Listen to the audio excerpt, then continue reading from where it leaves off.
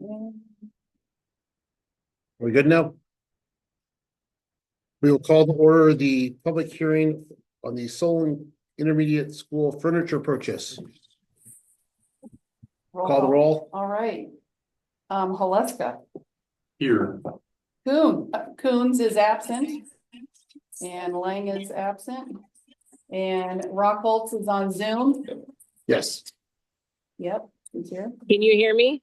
And Brown. is present. Yep. Does anybody want to share any thoughts on the purchase of the equipment or the furniture for the intermediate building? Okay. We will be in public hearing in case anybody shows up and wants to talk about the purchase of the furniture that we plan to buy during the regular or during our main meeting here coming up. So we will wait patiently for any input that might arrive. So we basically have these public hearings and no one ever comes to them. So we sit here and we wait in case somebody shows up and then we move on. So You want to talk about what's inside the furniture, the letter of recommendation, just so they know. yeah, well, yeah, I guess we might as well do that now because we've got time late because we've got it done under the Save time than later. Yeah, save time later. So Total purchase price is $124,438.67. Spread across a couple different, Vendors. vendors. It's furniture that matches the original purchase of the original building, so that all the classrooms look alike. I mean, it looks like it's really coming along. I mean, I kind of peeked in there Good. when the lights are on. It looks like the gym has all the hoops and Floor gets delivered next week. So they're actually monitoring the humidity in the gym right now. that'd be great. It'll be nice to have that complete and on time.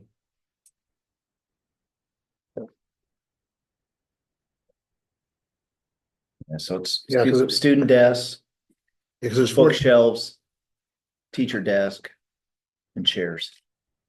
yeah, so there are 4 different Typically on packages. these, we have to separate these because of the size, right? That actually have a, What we do is like all the student chairs, mass amount of student chairs, and then they'll put that out. And some of the companies like only bid on the student chairs.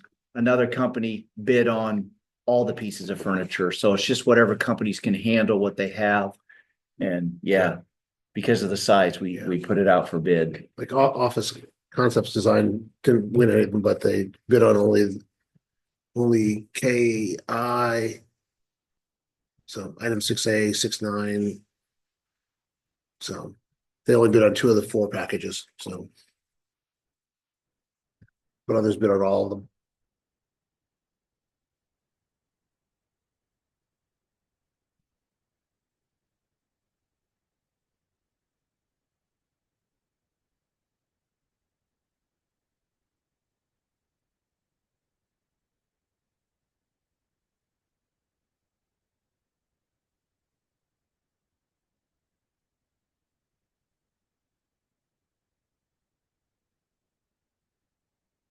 hey, we're sending out emails when we get this dead time. We've got, just to clarify. Next regular scheduled board meeting. Is on the agenda to talk about later. Okay. We have some conflicts coming up for that. And then there's a couple other things I saw. That special board meeting, May 7th at noon. Yep. Mhm.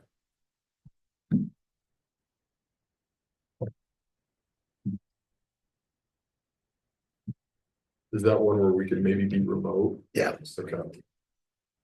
Yeah, I think And I'll figure it out. I just wanna, it's enough time where I can maybe wiggle some stuff. Is that the public hearing for the budget? May No. 7th, I think that's when is that the bid day Yeah. for the next round of bond sale? Oh, yeah. Okay. Yeah, you can be remote from that. yeah, we just need to have. As with, as we went back to, the pandemic days when we had remote meetings, as long as the secretary and the board president are almost ready to meet here in the same spot, then you're at the published spot, then you're fine. Will Tim come here for that physically, or does he just do that remote? Was he here last I year? thought he did it remote last I time. think he did remote, Yeah. because we usually know within 45 minutes of it being done. 'cause the Yeah, I think Tim did it benefits remote and last the- time. It shoots us it off, so.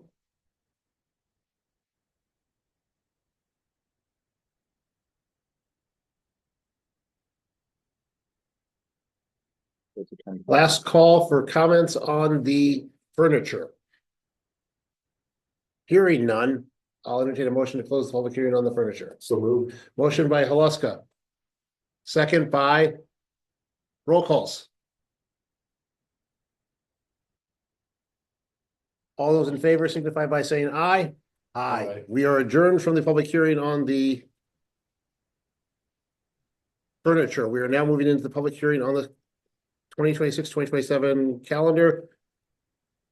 Natalie, can you call the roll again? Yes. Alaska, Here. Rockholtz by Zoom. Is Here. Brown, Yep. here, absent, Lang and Coon. Okay. Is there any comment on the published calendar for 2026-2027?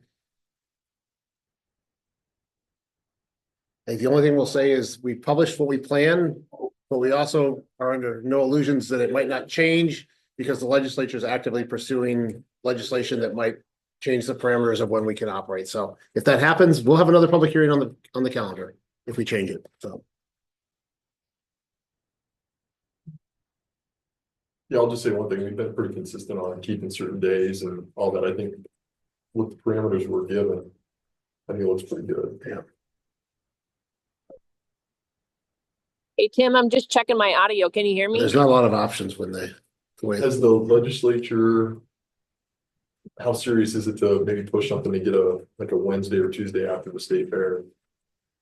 They have a bill that came out of committee 33-0 in support, and it's the, second to last after the second to last Monday of September, of August. of August, yes. So if that bill Doesn't- would get approved, it doesn't- means we could technically start. Not that, it doesn't affect the 26. It affects. It goes, Yeah, oh, we are the second to last Monday. oh, Because next okay. year happens to be the latest the state care. 26-27 is the latest the fair could go. Note the arrival of, 5:28. Raccoons for the public hearing. Yeah, So it so would be the second to last, Monday of Of August. August, so it could be like the 15th of the No. following year. it could be earlier, yes. I don't know why you just don't, if it's based off the fair, then why you wouldn't just go the Tuesday That after the is, fair? well, that's the Monday after the fair. It's always basically by Basically, wording it that way, it's the I know. Monday. Always the Monday after the fair, Okay. Yeah, yeah. so. One note line for the record. They get a win? And the third quarter. What was the score? You're okay. That was JV or freshman? Freshman against Washington. Okay. Yeah. Did Washington have many on the bench? They had eight Okay. Eight, So they had a- eight total. in total. Yeah, they had a lot of kids on the bench, but they were the JV players who were just hanging out. Oh, okay. A lot of people weren't dressed. Are you going over afterward to go? I have to run it, yeah, they need me for the scoreboard, so. We will be efficient during our regular meeting. Very efficient. Well, I will say that game last night, there was that tipped out of bounds right before, what was it the first half? It was a quick button, that 2 seconds was really quick. Which game? I wasn't at any. No, it wasn't you, it was the Mount Vernon game last night. I wasn't. No, I'm not blaming you, I'm No. saying whoever did it, I'm, they needed your expertise on it. Yeah. yeah, I still remember when Pershing got pissed off because we had 2 tenths of a second left on the clock. It's like, I'm like, we're not looking at the clock. The ref blew the whistle, we stopped the clock. It's not our fault that the clock didn't expire. So, okay. Hi, Last call for everyone. I'm public checking comment my on the audio. calendar. Can you hear me? Hearing none, I'll entertain a motion to adjourn the public hearing. So move. Motion by Luska, second by Coons. All those in favor signify by saying aye. Aye, we are adjourned from the public hearing. Hi. Hi, just checking Calling my to audio. order Can you our hear Regular me? board meeting for February. I'm still figuring this thing out. So called over. I know, I'm just trying to, I lost part of this thing, so I'm just trying to figure where it's at. Huh, there it is. Calling to order our regular February board meeting of the Solon Community School District. It is the mission of the Solon Community School District to engage every student in opportunities to learn, lead, and grow. Roll call. Alaska, Here. Coons, Here. Lang, Here. Rockholt's on Zoom, I heard. Yeah, it's not coming through. Yep. I don't care what. and Brown. Here. Pledge of allegiance. I pledge allegiance to the flag of the United States of America and to the republic for which it stands, one nation, under God, indivisible, with liberty and justice for all. Okay. Welcome to visitors and representatives of the press. Thank you for being here. Is there anybody here for public comment that's outside of our agenda?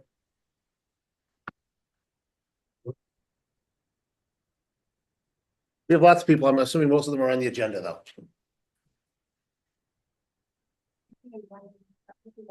You guys want to chat? Yeah. Yes. Yeah. Okay. Celebration of achievements. Davis? Yes, well, I want to introduce our robotics team here. They're out, I think they're out. Are they out? Yeah.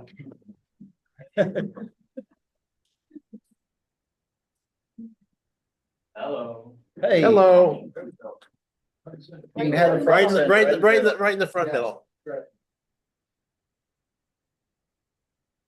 We want to celebrate your achievement, and if you want to just share a little bit about, what you've been up to and the competition that you had with the board, please. And would you start by introducing yourself to the board too? Yeah, my name's Renee. I'm Philip. I'm Alina.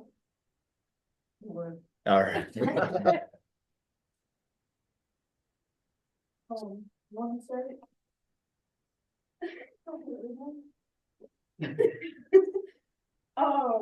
This season has had a lot of ups and downs.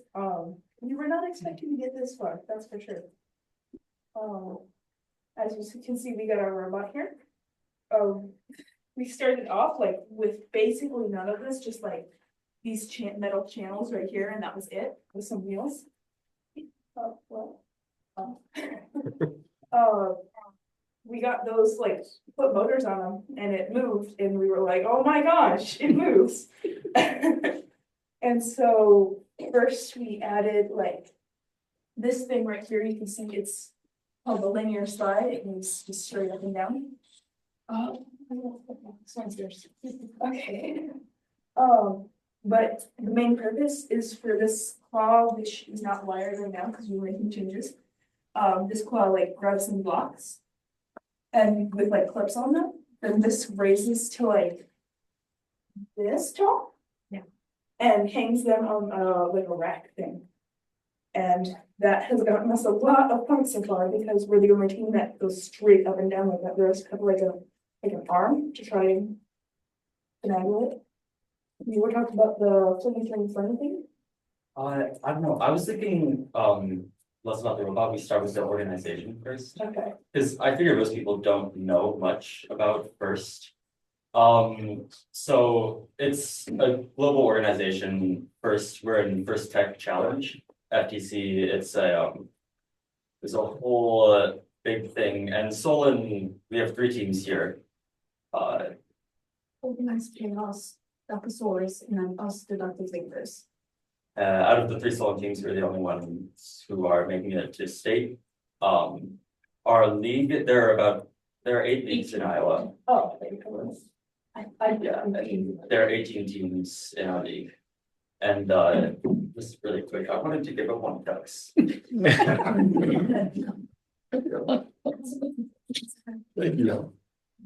Thank you.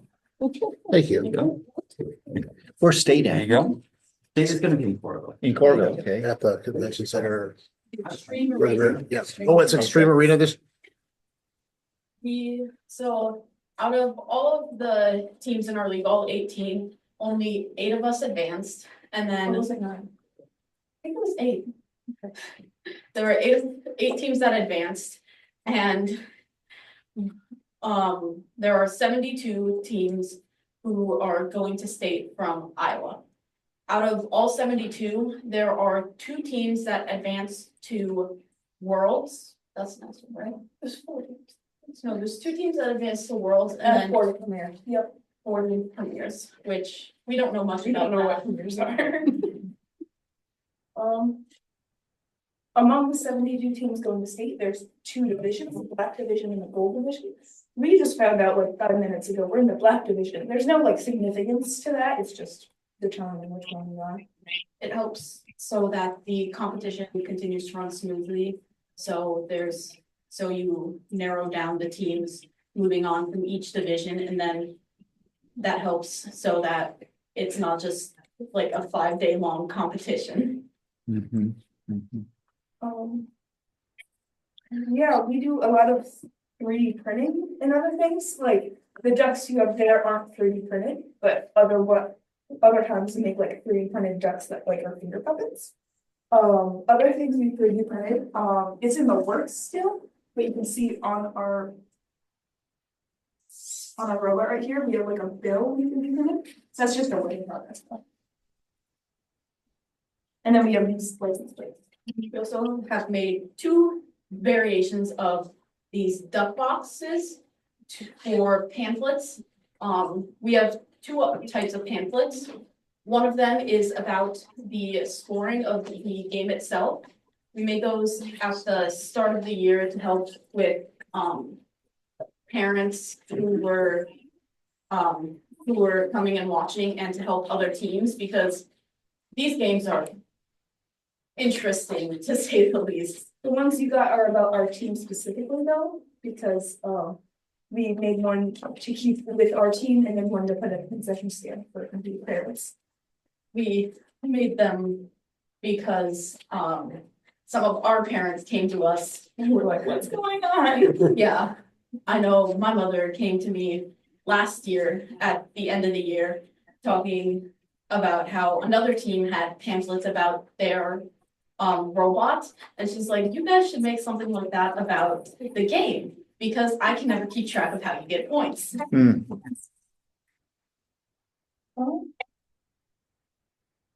Last, at our big league tournament is like so we have our leagues before we go into state. The league tournament is just like the big, like, who goes to state, who doesn't, decider. And there they give out a series of awards. We qualified for the design award, which basically, do you remember the criteria?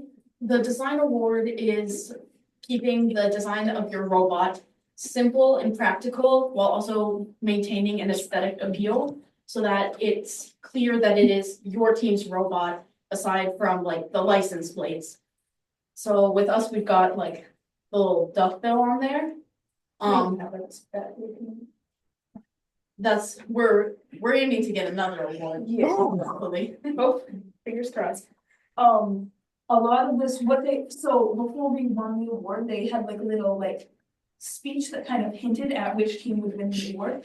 And they mentioned the word, they were like, mentioned something about flinging into competition. They said that we flung ourselves out from the rest of the competition. And, mentioned something about the law, Murphy's Law. Murphy's Law. Anything that can go wrong will go wrong, and we've experienced that multiple times. We were on deck for going up to a match, and we were taking apart our robot, taking the wheels off, trying to figure out why our motor wasn't working. And what, you wanna know why it wasn't working? Because we pressed the wrong button on the controller. Do you wanna talk about why flung is a big deal? The part on the back with the bill here that goes out horizontally, it, I don't know exactly why, but Hubert over there,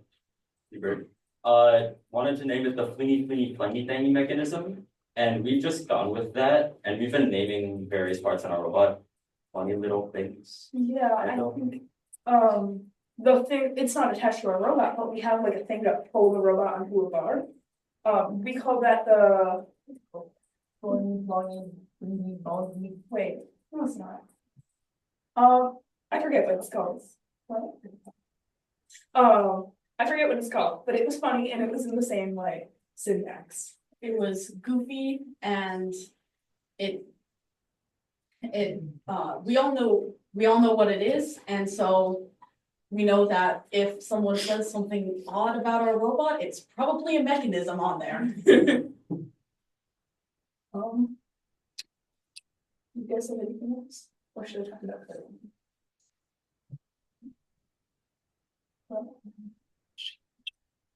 Go for it. Okay, so one of the things we've tried to like focus on this year is like outreach to other teams and people in first, as well as trying to like maintain a coerce, that's not the word I'm looking for, well-functioning team. Because we've had, we know that especially in smaller teams, it's a lot easier to butt heads. But we've managed this year, so anytime any sort of disagreements came up, we've been working this year to try and like make sure that we talk it out and like stay as a solid team. And that's most likely part of what got us to state this year is we've been a very well put together team, and we Get along well. yes. I've been on robotics, this is my 5th year, and I think this is my favorite team to be on, just because all of our teammates are just super nice. We all work together, we know what we do on the team, and we don't necessarily have set roles, but we all kind of know what we do best, and who does what best. And that helps to Play into our strengths. yeah, it helps negate any sort of conflicts as well. You wanna mention gracious professionals? Oh, yeah. So gracious professionalism is a staple with first. It is trying to help other teams and other people as much as possible. While also knowing your limits and not becoming a hindrance to yourself or your own team. And that's something that I feel like we've leaned into that a lot this year as well. Helping other teams as well as getting help from other teams. We've had assistance from a couple different teams this year, not just Solon teams, but also other teams at in our league. At league, we were actually offered a motor from a different team. Bird box from Williamsburg. Yes. They offered to, well, we were trying to figure out what was wrong with our motor, because we thought it was a motor issue. We were trying to figure out what was wrong, and they were offering another motor if our motor was dead, and they were doing really well at just being really nice. They weren't like stepping back and letting us handle it just so that they could get a higher ranking. They were trying to help us, and I feel like that's a really nice thing, not just in any sort of like competitive club or sport. It's also just a nice thing in like general life, just helping other people. Okay, code has been a very tough challenge because not many people on our team are experienced with code past like maybe a class. Okay, I'm gonna name names. Me, a class I took last year. No one else really has any experience with that, so I've been trying to teach a few people. Interest has dwindled. But so far we've been all right, other than in the beginning of the match, like competition matches. There's a 30-second autonomous period where the robot goes based off set code that we pre-programmed. And we've had a lot of trouble with that because at first we ran based off time-based increments. So like the motors will run for this many seconds to try and get it here. But that did not work well because it always depended on like maybe like if the wheel was like catching on something, if the battery was really low. So a lot of that like affected everything. So then we switched to something called encoders. Encoders track like how many spins the wheels do, basically, like tracks the axle. Encoder counts kind of worked, but it was still really finicky. We kept encoders for this motor for going up, but for these, we switched to a. Here, there's a distance sensor. It like tracks how. It tracks how far the robot is from the thing we wanted to move it to. And so far, that's really helped in our autonomous period. So, yeah. Only issue we've had is once somebody dropped a block right in front of the, Distance sensor. right in front of the distance sensor, we stopped just short of the bar.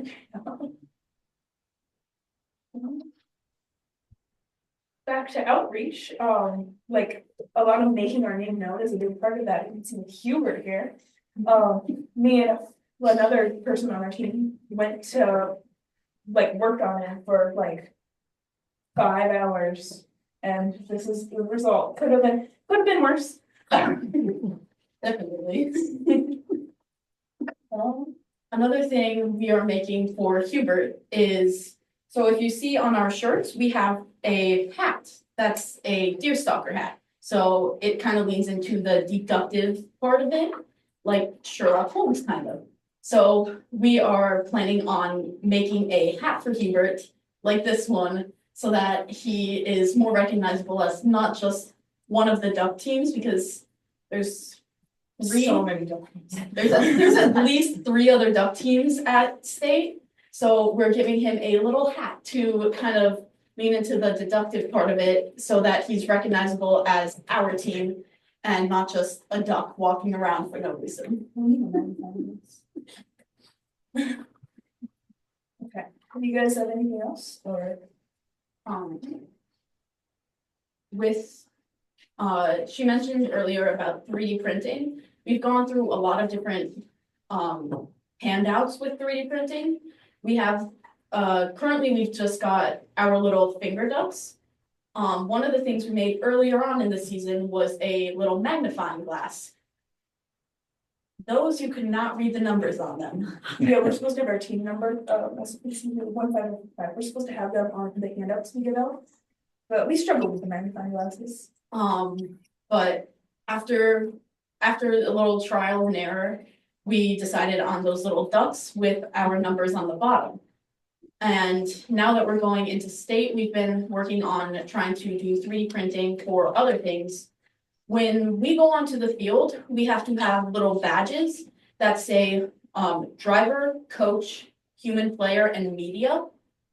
There are 2 drivers, 1 coach, 1 human player, and then 1 media person. And we are designing badges that are specific to our team. Custom. Yes, that's the word. Our driver is the duck because they're the head. Yes, the head of the duck, because they're the ones who make it work. So they're like the being behind the robot. Our coach is the hat, which took way too long to design. Because they are like the brains of the operation. They're the ones telling the drivers, hey, go pick up that piece, try like parking here, that kind of stuff. We have our media pin as a magnifying glass because they're in the stands, they need to see up close, magnifying glass. And we just decided on was that on Tuesday? Yeah, I don't know. On Tuesday, we decided our human player would be like a detective's badge. So like we had to look up the time period that Sherlock Holmes was based in to find the right design for the badge. And we've been messing around with the word placement on it, but we're just trying to make them personalized to our team so that you know who we are when we walk in there. Yeah, I mean, if the hats didn't give it away.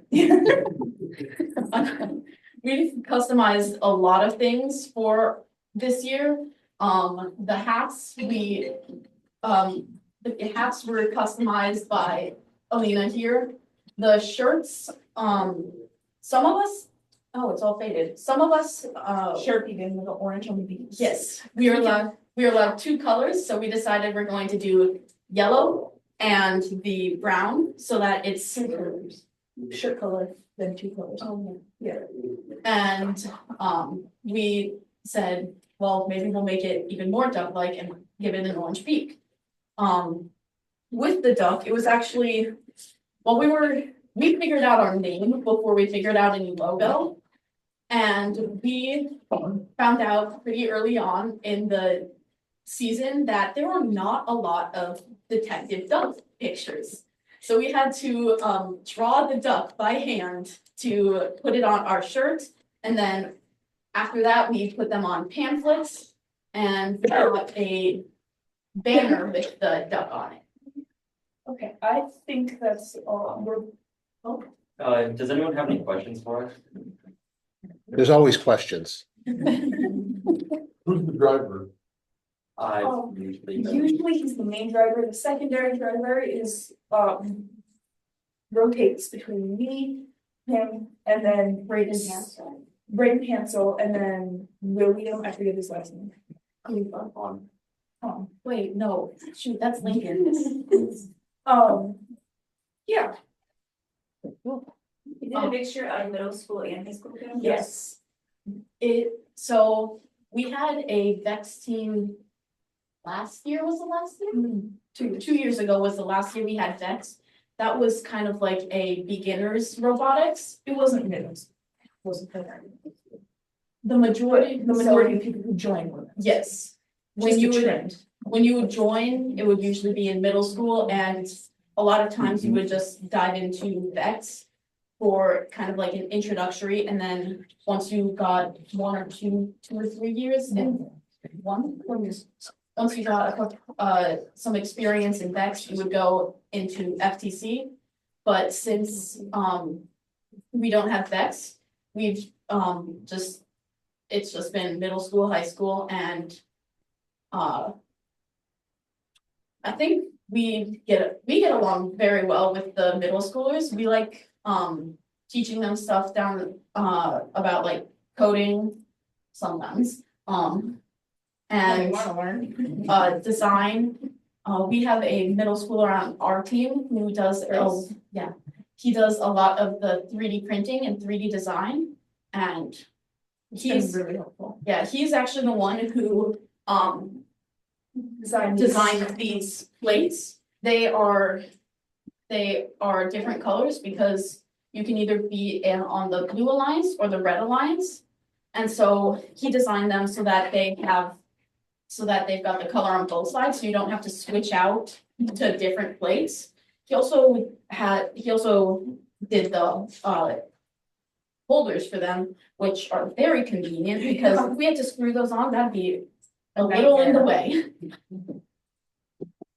So when did you guys get the game for this year? So what's the timeline? So how long have you guys had to work on this? So there's something called the kickoff, usually Prairie High School, their team, they're not in our league, but they usually host like a kickoff ceremony for all the nearby leagues. And they usually host it on the day that the game gets announced, because usually there's a YouTube video that rolls out the day live stream. It is a live stream.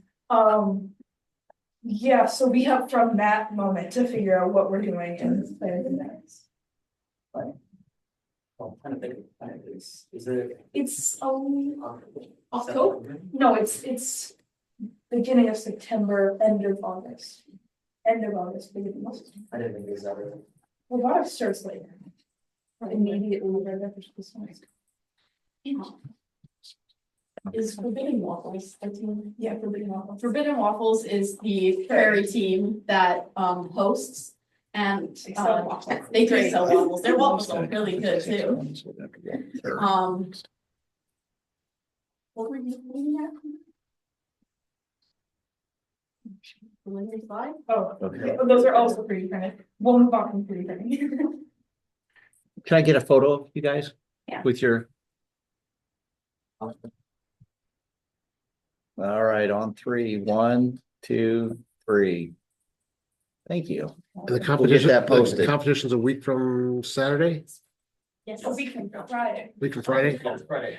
We don't go to school. We don't go to school Friday. It's taking us out of school. We will be cheering for you. Thank We'll be you. looking for good results. It's an interesting competition. I've been down there as a judge before, and it's very exciting to be down there. So I wish you guys well at that, and is it streamed at all this year or not? Okay. We'll maybe be able to get that information and share that out through our social media for people that want to watch it. So. There's both Friday and Saturday. Oh, thank you. No, not Saturday. They don't say any Saturdays. 6 to 7. One after. And for members of the board, if you ever want to stop in and visit, generally they meet on Thursdays down 2 floors below us. So if you ever get here early, they're oftentimes there, or if we get down early, yeah. Mondays and Thursdays, we're here 6 to 7:30. Chipping away. Well, congratulations on a great season, and we look forward to great things, and we will try to Sure look you in are. on it while it's going on. I'll see if I can sneak away from my office on Friday to pop over and see how things are going. So. All right. Good luck. Thanks, everyone. Thanks.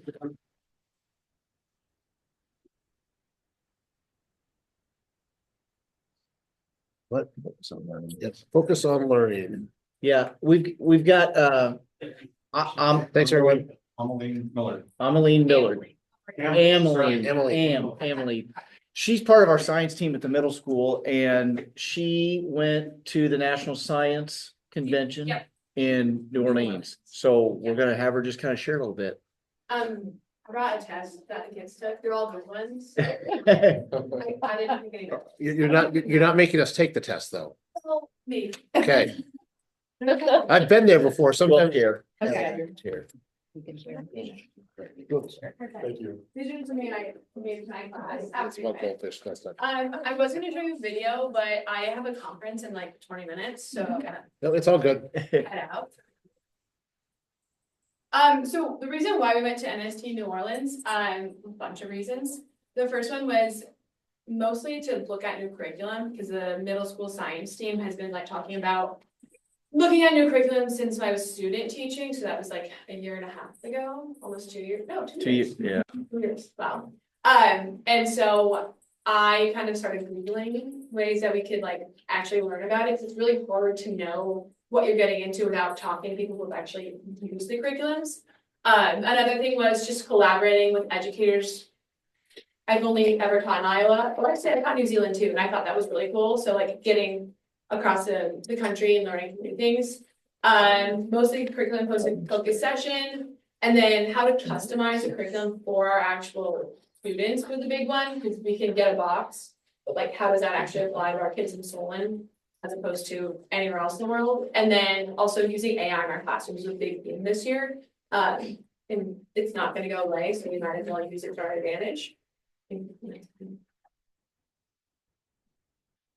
So the things that we researched before we got there, we like figured out who was gonna be there, and like what we wanted to take off. And the first one was Open Science, which is the one that I'll talk more about later. Implied's a big one. National Geographic, was another really cool one. They don't have middle school curriculum. They're still developing it, which is a huge bummer because it's awesome. Lego was there, AI standards, another one, Biointeractive. They do a lot of our videos that we watch, and then Savas was the other one that we looked into. So Open Science is an open source curriculum. So right now you can go on Open Science and download everything, which is really cool. But they emphasize real world connections. They use storylines, so all the 6th, 7th, and 8th grade kind of build upon each other, and they reference it throughout your timeline. And then it's like segmented instead of like right now we're doing genetics in 8th grade, and now we're going to weather. So it's a big like huge shift in what we're doing, which I really like, but it can be kind of hard to like see how things relate to like each unit. So that's how they do it. They do an anchoring phenomenon and like routine. They always have a driving question. And then we keep going, they just continually build and build. And then at the end, those like 2 empty slides are like the kids building the connections, and like that's where we actually take the test. And the tests aren't something that we like necessarily did directly in class. It's actually applying your knowledge that we've learned. And this is how they like customize the curriculum. So we use the standards to investigate, explain, and apply our science. Some of the things you talk about are super like, why does it matter to me? But Open Science does a really good job of actually being like, this is why you should know it, because here's how it relates to your life. And then the assessments are in front of you, applying the knowledge. So for this one, they had to read about different koi fish and like pull out all the information to get their genotype and phenotype, and then be able to make an entire like an entire pedigree, like their families, make the correct pedigree, and then tell you how their parents influenced it, which one they would actually want if they were like a goldfish breeder. And then relate it back to like human chromosomes. We start talking about customization. OpenSci doesn't talk a lot about humans, but I'm like, sorry, I don't love cows, so I'm not gonna talk about cows a lot, which is like their main phenomenon. So I'm like, relate it to class. You haven't done this before, but they were able to like bring in knowledge from class.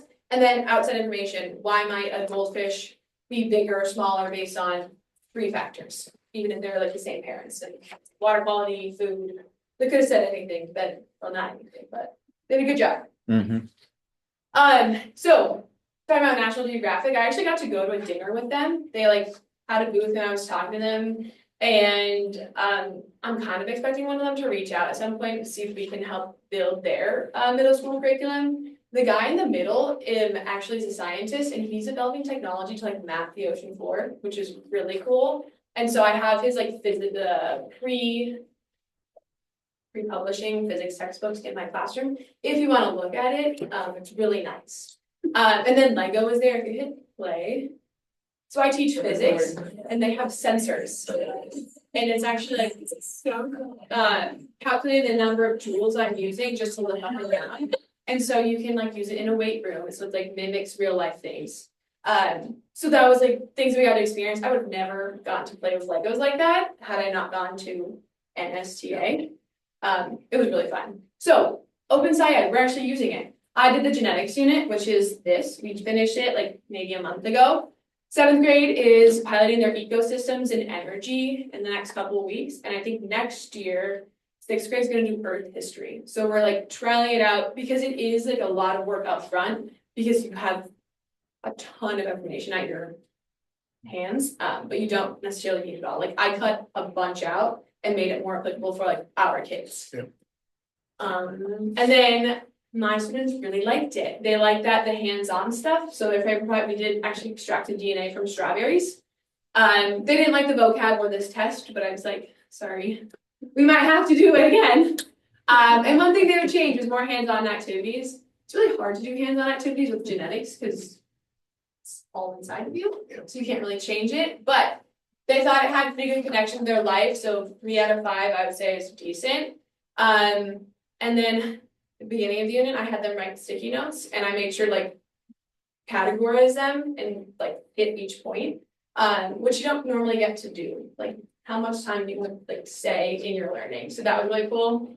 And then my scale on the bottom is like how well do you understand genetics, and 1 is I don't know it at all, and I know so much about genetics. And so 4 and 5s across the board, genetics is not an easy thing to learn, especially in like you had winter break in the middle. And so they came back and took this test, and I think everybody but like 2 kids got at least 3s, and they even got a 3 on 1 part, but they just missed one. Like if you get wrong on the genotype and phenotypes, and everything's wonky. Somewhere. And then talking about AI, they talked about how to actually use like ChatGPT and not just a really big resource. So the whole slideshow on how we can use ChatGPT to get our standards across better, and like how to actually customize and give the student's voice. And so there are the prompts that they gave us, like put in your passion level, your grade level, and then like your personality type, and we'll give you a project to do. And then you have the kids actually do the project, which was really, you have to tweak it a little bit, but it gives you that like groundwork. And then my last one are just resources I got at the conference that I'm still using. So like science notebooks, how to best utilize those, data visualization. We talk a lot about data in science, but it's not always the easiest thing for kids to like, I collected it, but how am I supposed to show it to you? Again, customizing curriculum, I come back to them a lot just because I'm a newer teacher, and trying to figure out how to tweak things for the kids in the classroom is, I think, the hardest thing to do, because we can just teach a straight out of textbook, but that's so boring. And then the Girls That Change the World, I thought was really cool because it's a whole slideshow about how women and young girls are changing the science field, and we don't talk about that a lot. And if any of you've been in my classroom, I had like a women's study wall, and I like referenced all the time. I didn't know that. So that's just my little plug for that one. But I think that was all of them. I think that's it. Do you ever use the AI for the data visualization?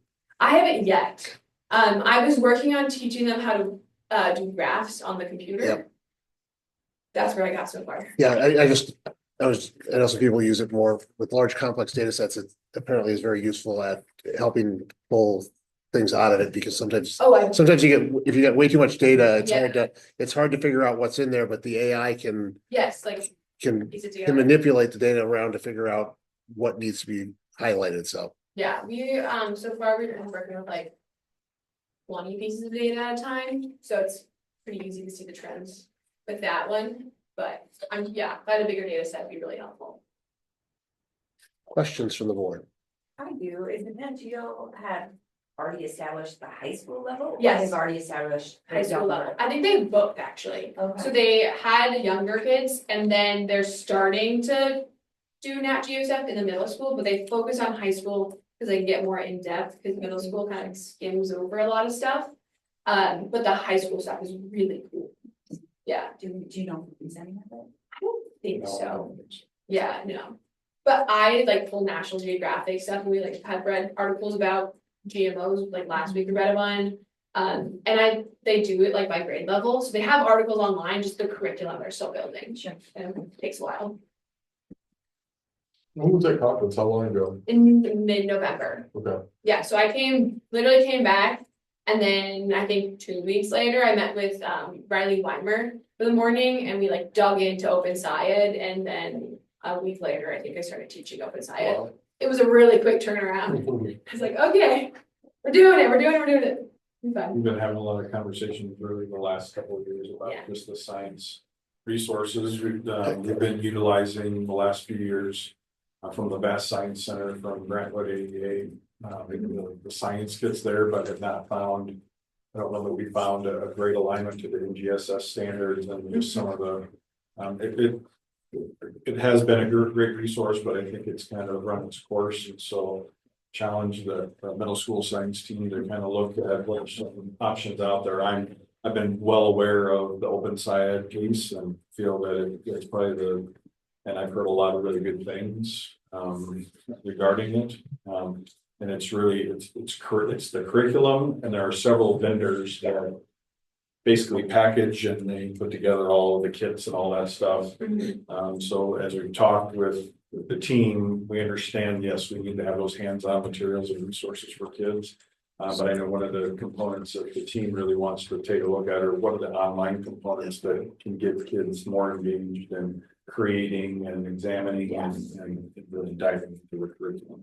How does this tie into both next generation science standards and then Iowa still doesn't have their course science standards, but well, I was core standards are NGSS. Yep. They're currently revising them. I believe They are. revising them. Or their next step.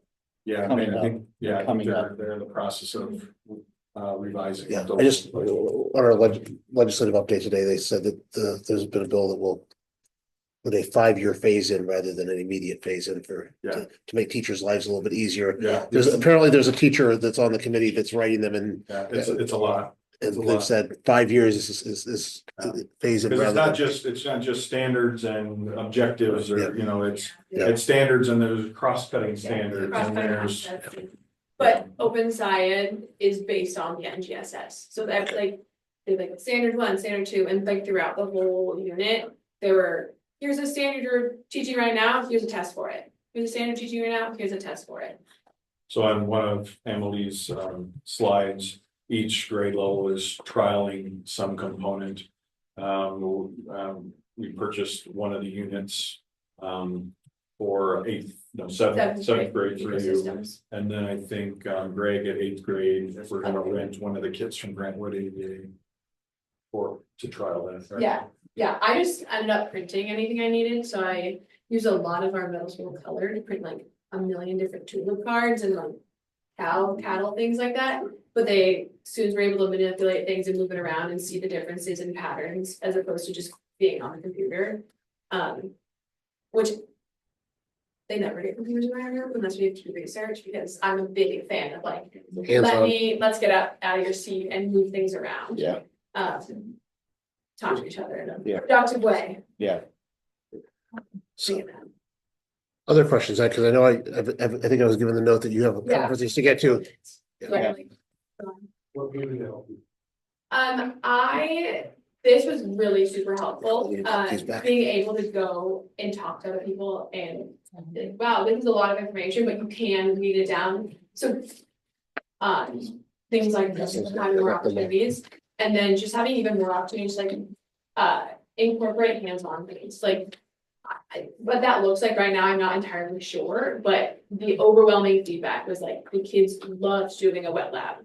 And it involves, like, they had to prepare for, they had to read the procedure and tell me where they can go wrong, what mistake, like, what could go right, like, what are you trying to aim out of this? And then they actually got to do and then write a reflection. And then like every single one that was like one strawberry lab, like, I want to do more of this. I'm trying to find ways that we can actually bring like, well, paper cards are really fun. So much more fun to mash up strawberries and like be able to pull and see DNA in front of you. Yeah. Like, that's really cool. Things like that, like getting outside, like for weather, like I want to take them down the sRNA. Like, when you notice if we're here in the trees versus on the pond, like near the pond, like, yeah, just being able to get up out of the classroom or like bring outside the classroom in. Because there's a lot of really cool stuff happening in Iowa that we don't like get to like see. I'm sorry to have to go. This is obviously the passion of some of us on the board, science and, the evolution after, it's the next day, when those classes, pretty simply. Yeah. For you guys, but it's feeling excited about science. It's very cool. So thank you. I'm doing my best. And it explains why we had strawberry DNA on our list of things that we were purchasing this month, so. Yes. So I go to Walmart and buy all the strawberries. It's all good. I was. Things are rubbing alcohol and I was like, oh, I don't like this. Yeah. Thank you. Thank you very much. In the interest of time, we have an admin report, but no admin here, so I'm going to put the one that's I attached just to want the to note, record. yeah, and I want to note the admin report is on an Attached. attachment, but I want to pull one thing out of that report before moving on, and that is in the high school report, Mr. Bunkers mentioned Madison and her district FFA. So you want to just quickly share? So I competed at sub-districts in North Mahaska. I was one of the competitions I was doing individual axials, where I sold an all-flex repeater syringe. Basically for livestock, it's just like, you can go really fast and get those vaccines through. I did not advance to districts. I got a silver, so I was right under the ultimate. So I did pretty good for my first year. And then I'm actually doing a competition at the state convention, which is in a couple of months. And that is at communication with a couple other students. Yeah. Very nice. Congratulations. Congratulations, and congratulations. And we'll put the rest of the report into the minutes as presented. Board committee updates, strategic plan, roll calls and Coons. Anything this month? I know, we've met a little bit with Davis and Josh, just talking about just kind of our strategic plan around, some of our test scores and Davis's plan, and then I know we met, and I think Cassie's met with you guys a couple times, so just keeping our focus on some of those things and supplementing where we need to supplement. So Capital projects, Brown, Haluska, I think things are moving along on that front. We did have a little snafu on the parking lot at Lakeview that we're hoping to resolve next week with the city, so we're trudging along on that. Financial services, roll call and Lang. Yeah, we met this week with Pat and Davis and kind of set out our yearly annual agendas to meet throughout the year, kind of relative to what is going on in the finance world. So we feel confident about that going forward. And then we discussed again the authorization of the bonds, which we're. Governance, Kuhn and Haluska. We got first reading of. Policies. Yeah. Okay. Consent agenda, anything need to get pulled out? If not, I'll make a motion to approve consent agenda as presented. motion by Luska, Second. second by Coons. All those in favor signify by saying aye. Aye. Motion carries 5-0. Action items, resolution authorizing the issuance of not to exceed 12,035,000 in general obligation school bonds and levying a tax for the payment thereof. Pat? This starts our process for our next bond sale, which will actually be 9.1 million. That 12,035 is actually what's left in Yeah. total. So this just starts the process for that, and we'll have, I believe, the sale is in May, so it's kind of starts the ball rolling with everything. So we think it's only gonna be 9 million. 9.1. Okay. I know we were hoping that maybe this would be the last sale, but We'll have a smaller one. we'll have a smaller one left. Yes, we will. So I can make a motion for resolution of authorizing the issuance of not to exceed 12,035,000 in general obligation school bonds and levying a tax for the payment thereof. A second? Motion by Alaska, second by Lang. Any discussion? This goes into the, you know, the remaining projects, the indoor facility, Lakeview renovations and central office. So that's what kind of what's left on there. So we have a motion and a second. Any other discussion? Hearing none. Roll call. Oh, we've got Haluska. Here. This is a yes, no. Oh, yes. Yep. Coons, Yes. Lang, Yes. Rockholtz. Pass on. Okay. Brown, Brown is a yes, so we'll mark roll call says an abstain. who's abstained? Okay. Okay. This is one of these things we're gonna have to sign, isn't it? Budget adjustment, guarantee resolution 2025-2026. Pat, you wanna explain to us what we're doing again? Yep, absolutely. So think about certified enrollment from last year, funds this year. This year's certified enrollment funds next year. This year we had a decrease in enrollment. So in order to keep our budget status quo, if you will, this just gives the authority, should SSA not be above 2%, we will be in the guarantee. If we go to like a little bit over 2%, we're out. This just gives the authority to make sure we're status quo for FY26 for state funding.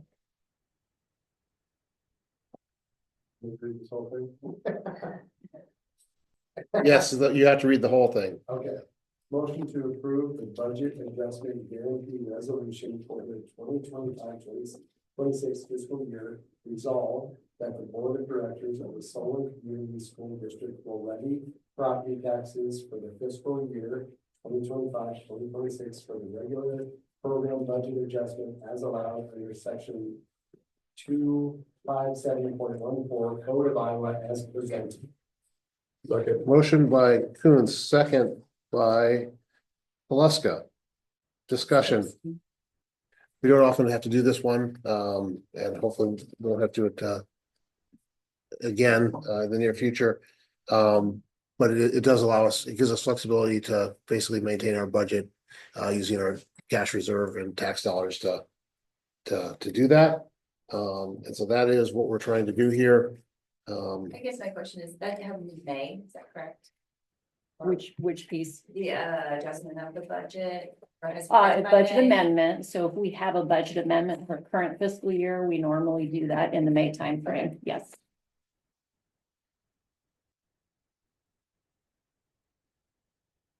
Any other discussion? Hearing none, we'll call the roll. We'll call a vote.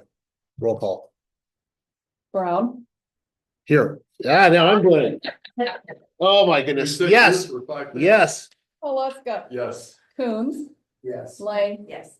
and Cassie, but I guess abstained. Yeah. Okay. I always go last, so it confuses me when she asks. Can you hear me? Now we can hear you. There you are. Cassie, are you voting Can on you this? Yes, we can hear you. Yes. Yes, we can hear you, Cassie. Okay, Yep, I got it fixed. I'm in. So is that a yes then, Cassie, we've got for you for?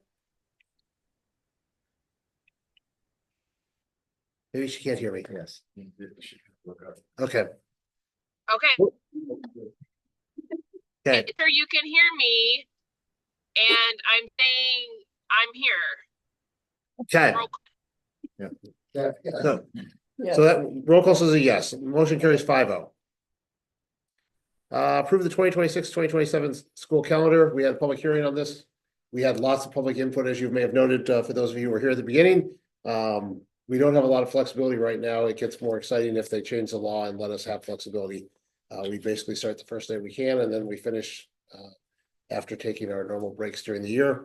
We didn't have any public input. We looked at this last month. I'll entertain a motion, then we can have any discussion that there needs to be. Motion to approve the 2026-2027 school calendar as presented. 2025, 2026, right? No, never mind. 26-27. I'm on the wrong line item again. Okay, we have a new software we're using for managing the board meetings, and this is the first one, and normally it's all just there. Now I gotta click through things. So 2026, 2027 school calendar. Second the motion. Motion by Kuhn, second by Lang. Discussion. I don't know if you want to repeat any of the things you said during the public hearing. No, it's made it easier that the state kind of gives a certain date. But also we've tried to kind of keep things consistent. Like spring breaks are built in there, but having that Thursday and any early outs or anytime we have conferences. So no, I think this is we're limited, but yeah, hopefully next year we have a little bit more flexibility, but this looks good. Yeah, and as we talked about this one, 2026, 2027 starts on that first day that the legislature is proposing changing the law to, so it wouldn't affect that calendar. Yeah. But it could affect the calendars we've already approved. And if we want to change those, we'd have to go back and do a public hearing on those. So that's just we'll be watching the legislature and see what we want to do. So Take a vote. we will take a vote. All's in favor signify by saying aye. Aye. Opposed? Motion carries unanimously. Approved furniture purchase for the intermediate building. We talked about, we had a public hearing on this as well. We had no public comment on it. This is based on the bid packages that went with it when we laid this project out many months ago. And the bids came in, and Davis, just for reference, they're in the general ballpark order we expected. Yeah. I think we allotted for close $190,000-$200,000 and they came in 128. Yeah. Yeah. 124. 4. Yeah. I'll make a motion to approve the intermediate school furniture purchase as presented. Motion by Haluska, Second. second by Coons. Any further discussion? Hearing none. All's in favor signify by saying aye. Aye. Opposed? Motion carries unanimously. Moving along, we have the March board meeting, which we just set not too long ago. But a couple of us have conflicts, and so we're opening it up for discussion. I will literally be on an airplane. Well, the odds are I will not be on an airplane because I never get back on the day I come back. But if my flight is on time, I will be on an airplane while we're meeting. And Cassie's also out that day. And so what we wanted to look at is looking at March. And since this is a regularly published meeting, we can only change it at a board meeting. So we want to look at calendars and look at what we might want to do, because currently we're slated to be on March 11th. And at 5:30 p.m. And so do we want Does it matter for any budget approval stuff if we go earlier, later? if we go too early, we might have to have a special meeting when we get back from spring break to pay bills. So We have to have a meeting in that last week of Yeah, March for anyway. that property tax statement anyway, so. we could mesh that in. So going early doesn't necessarily affect it. I am out. I depart on the 7th and I return on the night of the 11th. So I'm, Yeah. So with the 6th or the 13th, makes sense? Or do you want to go later to where we gotta meet already for the special meeting, right? Yeah, it'll be, what I'm suggesting was the last week of March there. Would be the special one.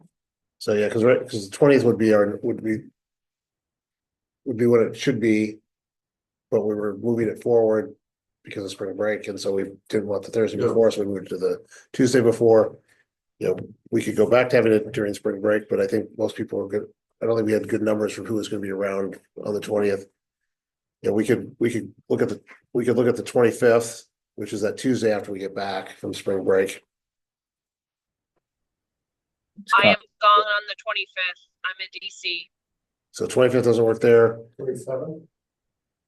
I can do the 6th or the 20th. Those are my two dates if you want to stick to a Thursday. Yeah, we don't necessarily have to stick to a Thursday. It's just, it generally works out best. You know, the other option you've got is that you guys go on the 11th and Adam has to run the meeting and Cassie and I are not here. That's fine, I can do it. I'm on call that day, so I can get it switched, I just need to know. The 11th? I can get my call switched. Or covered, Yeah. I just need to know, because that will be, I have to for sure get it covered. Yeah. Yeah. So it's the 11th. So our options are, yeah, because it doesn't sound like, as we look at the Thursdays, it looks like spring break is out probably, but. Yeah. So for everybody but Cassie and I, the 20th is out. And you guys would probably prefer not to come on the 20th during spring break. Okay, our students would prefer not to come on during spring break as well. March 11th. Why don't we leave it at the 11th and we'll try to keep it a short meeting and we'll split some stuff up to the later meeting when we've already got the other stuff we've got to do for the budget. Because we're about to hit budget meetings, so we're gonna have a bunch of those as well. So do we need a motion to do To that? leave it where it's at, we need nothing. March 11th at 5:30. So Cassie and I get March off. I'll note that for the record. If you needed me, I could probably be on for the first. So as I look at my flight times, I could probably be on for the first 20 minutes if there's something exciting to be on for, but that's about it. And then they'll start boarding my plane. Okay. Set public hearing for FY26 property tax statement. Pat? If possible, last week in March. This is that fun little one. Last year, we went to 2 public hearings. The first one's on a property tax statement. If you remember last year, we had one gentleman show up, just kind of was walking by and asked about it. So this would be the first of 2 hearings. The other one we can do at the regular April board meeting. And so that we want to be at a accessible meeting, so generally it's gonna be an evening meeting. Cause this is where for public comment, right? Yes, you just sit and listen and take in whatever anybody might say.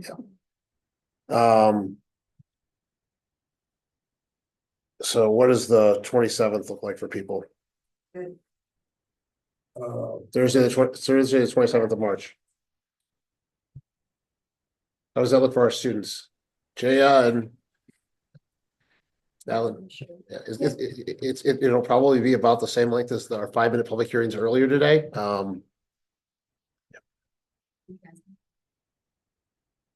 am in DC still. Okay, So you said Thursday. but you're out that whole week, right, Cassie? My flight leaves on the 25th and my flight doesn't come back till the 28th. Yeah. And again, it's a public hearing, so it's an opportunity for us to listen in based on what we publish and. Okay. It will be, if there's public comment, we can make sure you can get a copy of it, because it's a listening, not a talking thing, so we're just listening to what people say. There's no quorum needed.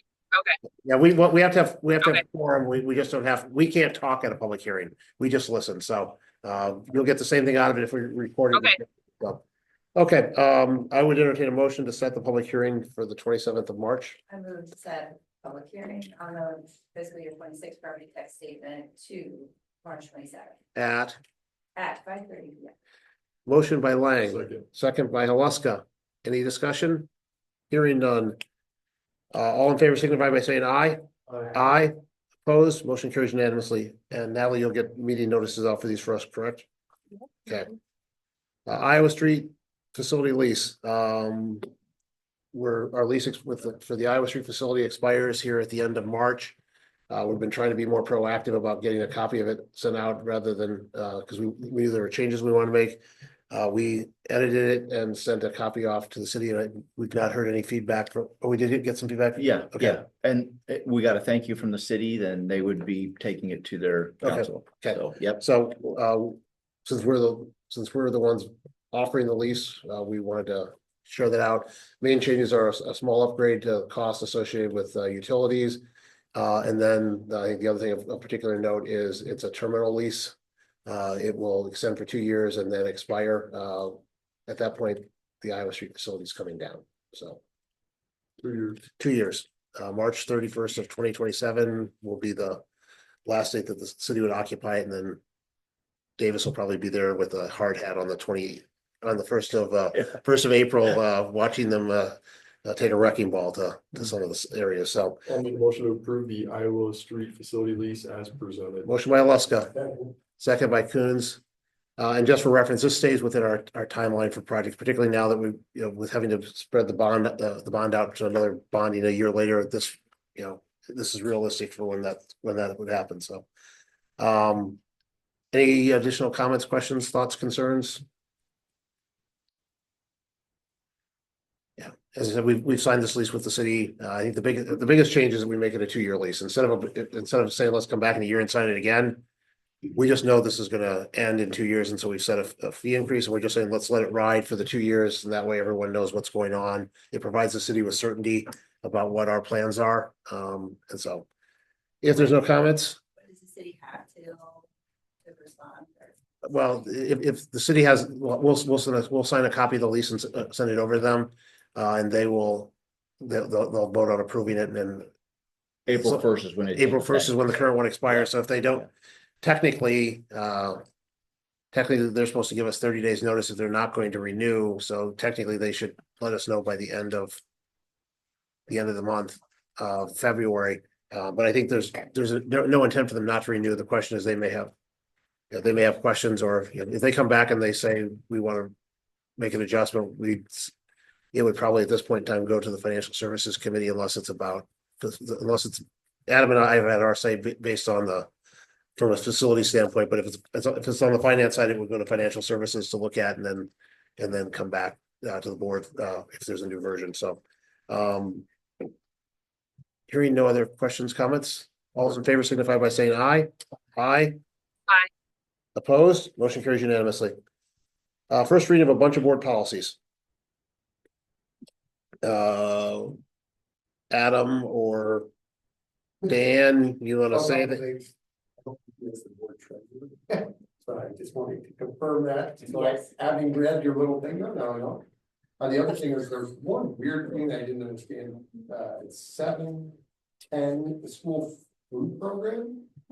There's some weird thing about and prohibition of purchasing food products misbranded as sweet or egg products. That is changed from the legislature from last year that's flowing through, basically clarifying that required.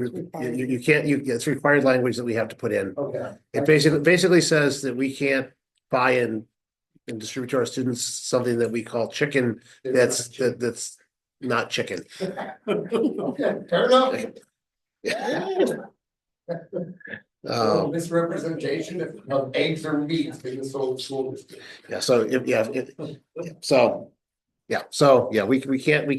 We can't buy things that are not what they say they are, and then give them to our students. Davis, do you want to talk about any other policies in there? The only other, a lot of it, credit to Natalie, where she put them side by side and highlighted any changes or tweaks, and the majority of these 99% of them are recommended language from Iowa School Board Association based upon any changes in the law or just clarification that needs to be made in the language. I know the board has been interested in the open enrollment and providing an opportunity for our young teachers, families to enroll their kids into the system. We were given guidance years ago when we talked about this, that we couldn't do that. And more recently, that guidance has changed. And so we're reflecting that language in our open enrollment policy moving forward. And we would like to, so. I think it's a good thing. And Megan kind of brought it up. She met with some administrators, and if we can open that door, I think it's a good thing for retention. Right, in recruitment, you know. Well, say that, just one, it's not very important, one of the guys that I worked with, like, this year, who was like, well, what, you know, I'm thinking about, like, if I continue to teach, I won't be able to have it to the district, and so we talked about that, and I appreciate that, you doing more research into that, and you know, I think it's a very important thing for our district, also nice for families, my wife's a teacher, having the 7 days off, and those sort of things with your kids who are helpful. And so I think it's a great move for our teachers, and great opportunity for those. And know that I put an email out yesterday following a conversation. Put an email out just letting our staff know that the board is really interested in this and they're working on this language change, and received some really nice emails back. Very, very grateful for the board for considering this, and even had a few stop in. A young mother with a 3-year-old just said that she and her husband have been praying about this for a couple years and looking hard, and it just hasn't worked out. So it was a lift off their shoulders. Another teacher said, you know, with something like this, I can see myself dedicating my career to Solon. Yeah. Again, That just seemed an accurate reflection of understanding our housing situation and bringing our policy into current status and really putting the centerpiece of our instruction with quality teaching. Well, so, you know, and we've said, we don't always do the easy way here in Solon. I think some of our instructional practices, I mean, you saw what our science department, that test was impressive that our kids were taking in 8th grade. I mean, our teachers, we push them, we give them a lot of professional development. We try to be on the front end of our profession. They work hard, and they want to see their own kids benefit from what we're doing here in Solon. And so I think that's something that they're grateful for too. Well, I think your point you made earlier, it was our intent when we changed the rules to have this happen. I think it's always important when we sometimes have to check back on things, because sometimes when the laws change, interpretations change, and you know, we were given an unequivocal no, you can't do that this time. We've talked to our attorneys, and our attorneys say now you can, and so it's a good thing to change. I think the thing that I'll call out is that we're not going to make this an emergency adoption tonight, which means that someday early next week, you guys are going to be back for a 7 a.m. meeting for a second reading of just that policy. The deadline's March 1st, so we would, whatever it takes. So we'll get that scheduled, and we'll have an early morning meeting. Natalie will be in touch about what works, and we'll get that back out. So that is what we've got on that front. Other than that, a lot of them are just basic changes to the status that we need to make. So we're updating things to reflect the current law. So I'll make a motion to approve first reading board policy. Sorry. We've got a motion, then we'll go to the questions. We've got a motion by Adam Haluska, second by Coons. Comment from Cassie. My question is related to not a policy that we talked about. Tim, a procedural question. There will be some new regulation coming down, particularly I'm thinking of cell phone. That is going to be passed at the legislative level. We just need to make sure that we've got that. We've got that under informational items to come to circle back on yet tonight. So we will, because our students are going to get a little bit of feedback, and we're going to hopefully have some discussion, see if they've heard anything from their classmates about it. You know, it's not urgent yet, but yes, that's an important policy that's still hanging out there. So Sounds good. Thanks. Any other discussion? Hearing none, all those in favor signify by saying aye. Aye. Opposed? Aye. That was an aye to in favor, just for the record. I go too quick when people are online. Adam is very familiar with this. Yeah, so we've got all in favor is 5, opposed is 0. Motion carries unanimously. Next up, we move on to informational items, and the first one we've got is Chains Interrupted. Nikki Stallman and Diane Werzer are here to chat with us, and so the floor is yours. Thank you for allowing us to come and talk to you. I'm Nikki Stallman. I'm the Outreach Program Coordinator with Chains Interrupted, and Diane Werzer is here tonight too. She's one of our volunteers, She's a longtime community member and former employee of the school district. Right, not, so Chains Interrupted, in case you're not familiar with this, Chains Interrupted empowers communities and contends for the freedom of youth from human trafficking. We do that through awareness, prevention, and advocacy. We focus really heavily on the awareness and prevention parts of that because we don't ever want this to happen to one of our young people. So that brings us to the importance of schools in this fight against human trafficking. And schools play a huge role in that because our teachers, our staff spend so much time with our young people. And so they are a very important part in helping to keep them safe. So that kind of brings us to our school project. Our school project has three ways. There's three ways that we can help the school district, or we can come into the school district to bring this prevention and awareness to schools. And it starts with the students. We have prevention education for students. It's a class period is what we do our presentations in. And what that does is we make students familiar with what human trafficking is. We talk about grooming, so they can recognize grooming when someone's trying to groom them. What types of things can make them vulnerable? And then we talk about dangers also associated with being online. We know that that's where a lot of predators will find young people today. We teach them how to recognize if a friend might be being trafficked or groomed. And we also talk to them about what they can do. One of the main things we tell them to do is talk to a trusted adult. And that, of course, is a lot of times teachers, staff. They're some of the people that our kids grow to trust the most, and parents. So that's where the other two things come into play. Another thing that we do is we provide training for staff and faculty. So I personally believe that all school personnel should be trained and to recognize what human trafficking is. I know I've raised 5 kids of my own, and you don't know if it's the bus driver that they trust. You don't know if it's the lady that feeds them breakfast every morning that is that safe person for them. But many times that safe person is someone in the school district. So we teach teachers some of the same things. We tell them what they can recognize in a student that might be being groomed or trafficked. A lot of times teachers have a very special way of seeing things that others don't see. They can notice patterns in attendance. They can notice if a student is suddenly withdrawing from their friend group, maybe being isolated by someone who is trying to exploit them. We talk to teachers about, this does fall under the mandatory reporter, so we talk to them about that. We talk to them about what they can, what types of things they can do. And we encourage schools to have a plan for if they believe that one of their students is being groomed or trafficked.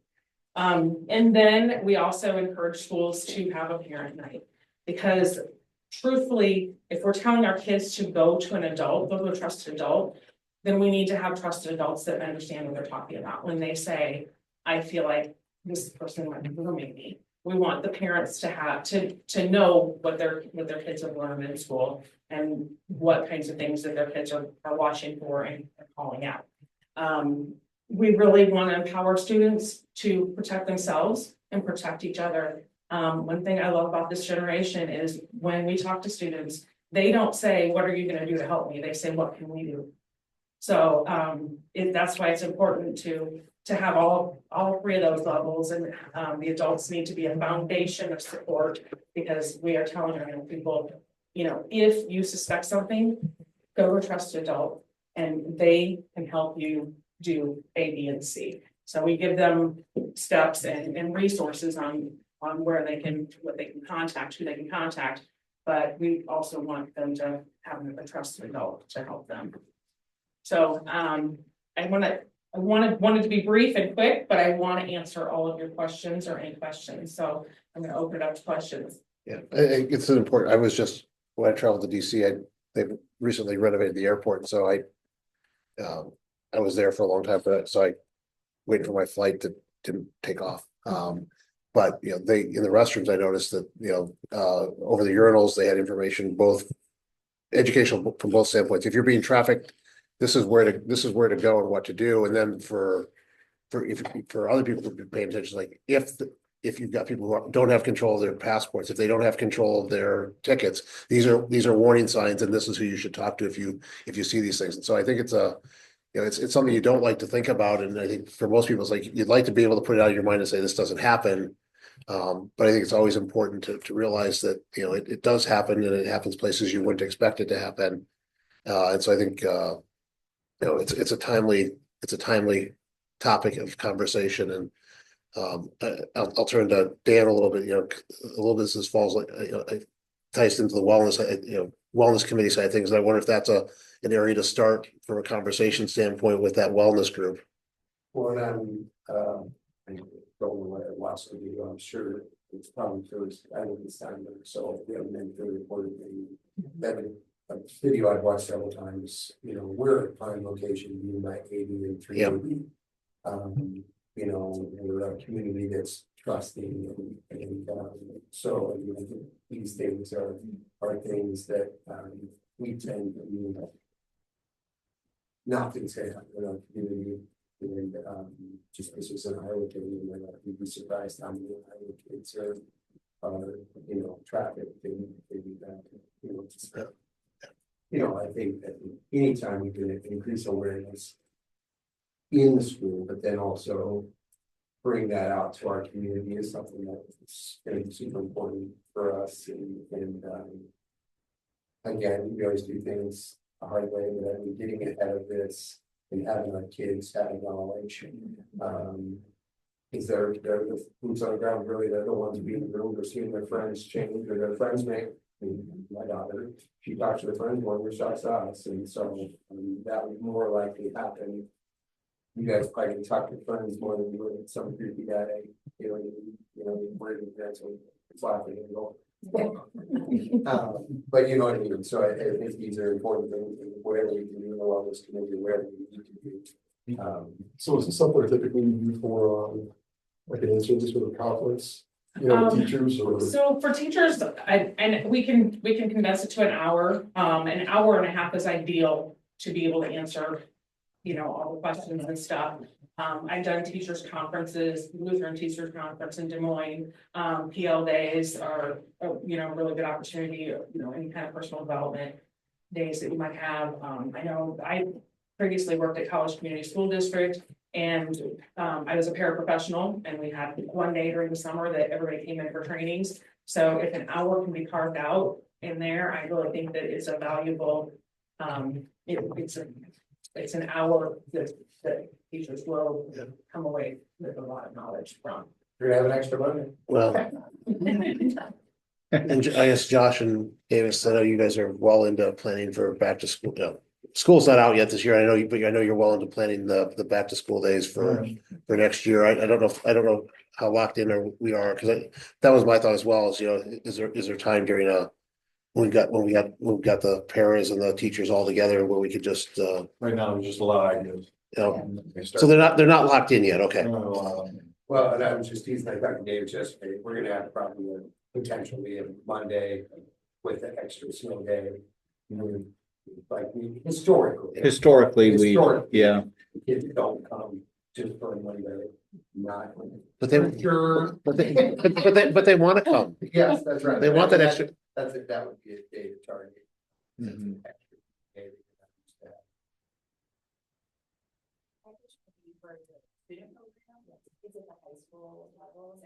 That's a great question. So right now our curriculum is for ages 12 and it's targeted toward those ages. We are really working toward getting curriculum for younger students, because this is a conversation that we need to start having with our kids from the time they're really little. It starts with relationships, and we know what a healthy and unhealthy relationship looks like.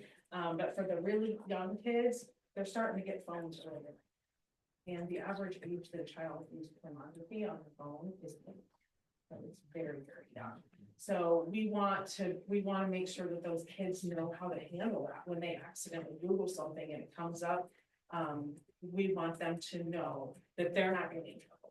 They need to tell an adult to get it taken off right away, because that affects their development. social emotional development is far.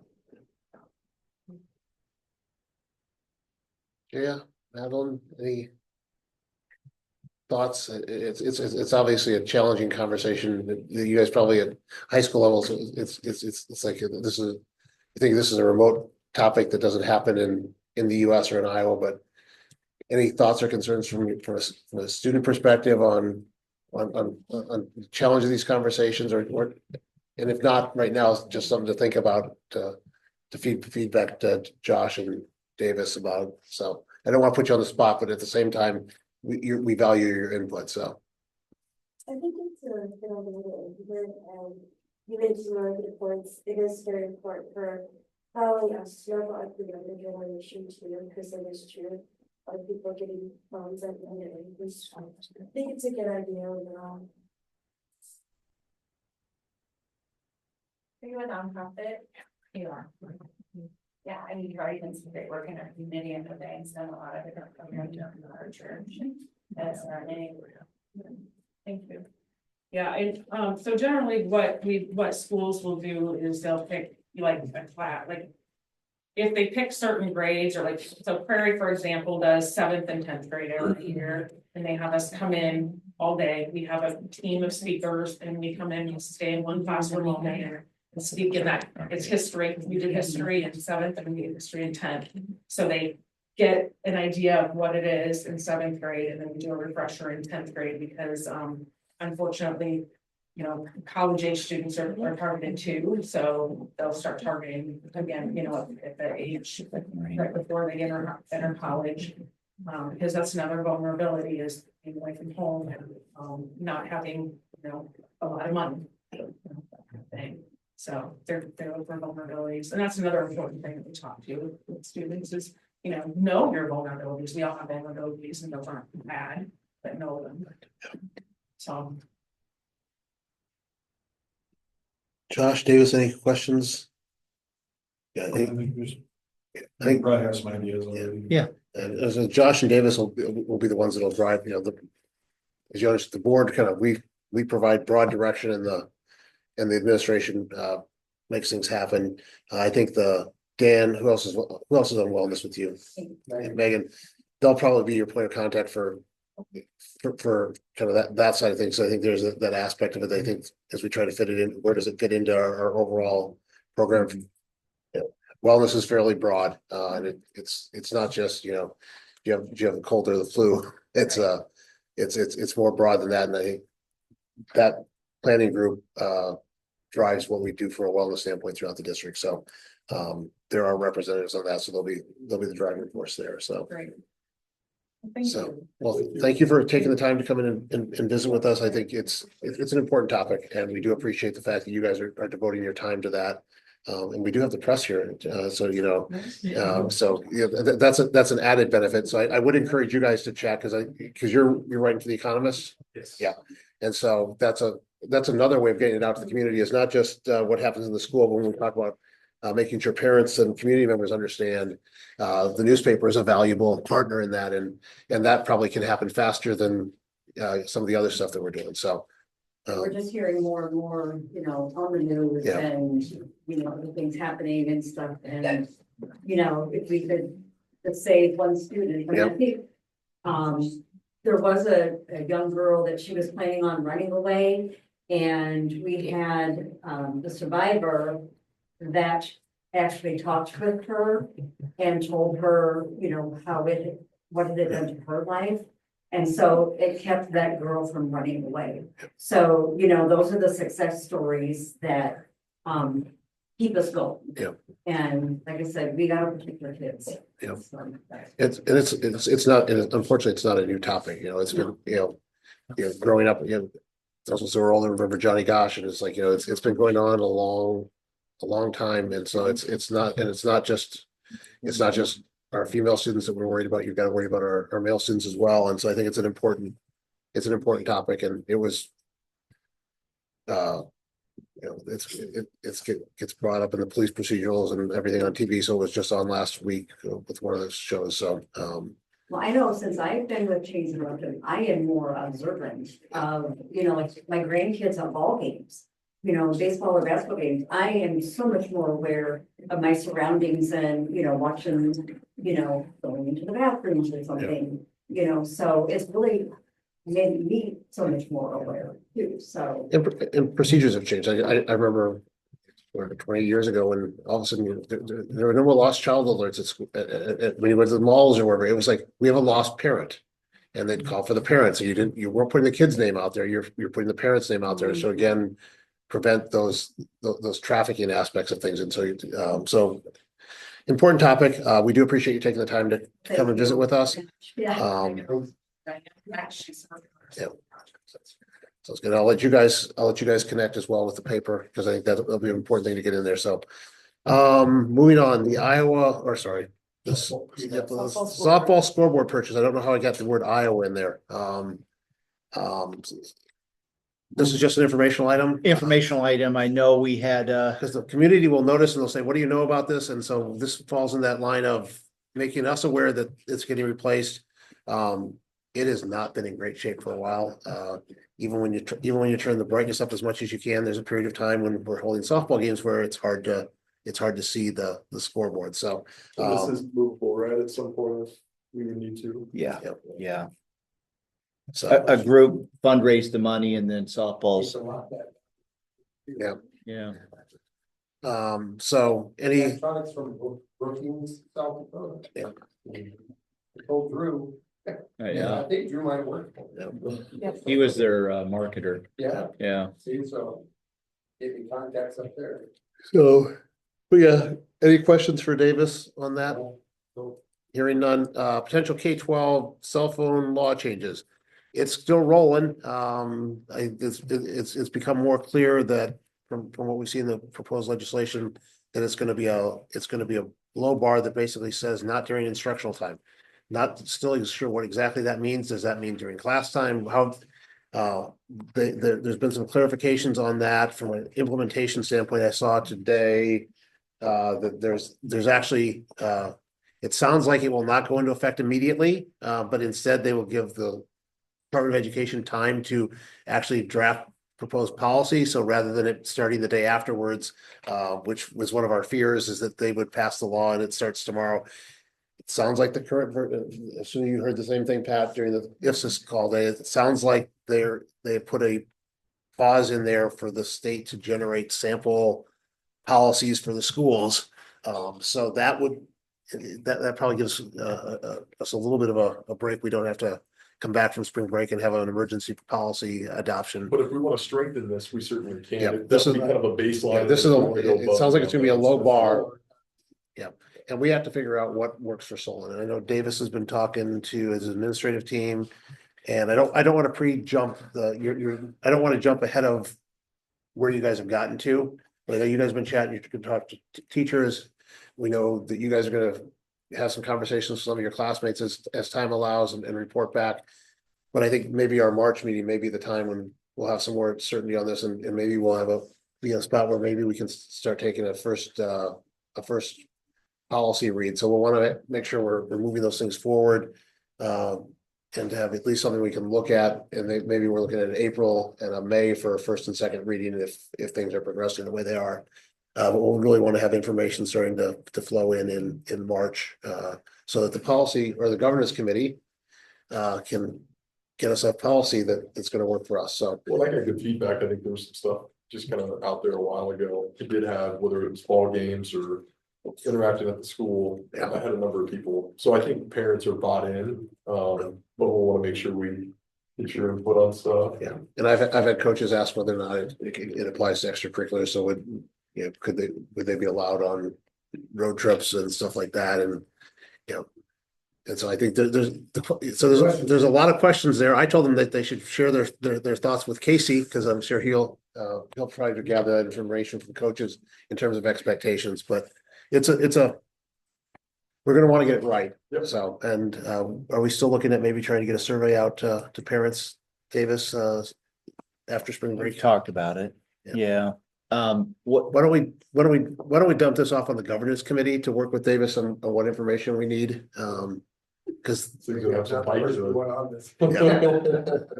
Because I think we've all got opinions on it. I think we want to make sure we get enough information and feedback so it's something that works, right? Because what we don't want is a policy that we put in place that's like the no water only in the gymnasium, and then, you know, the superintendent walks in with his Pepsi.